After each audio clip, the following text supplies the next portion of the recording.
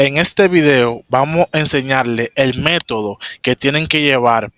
para cortar la longitud de la varilla para hacer un estribo redondo, donde le vamos a estar enseñando un método fácil y sencillo de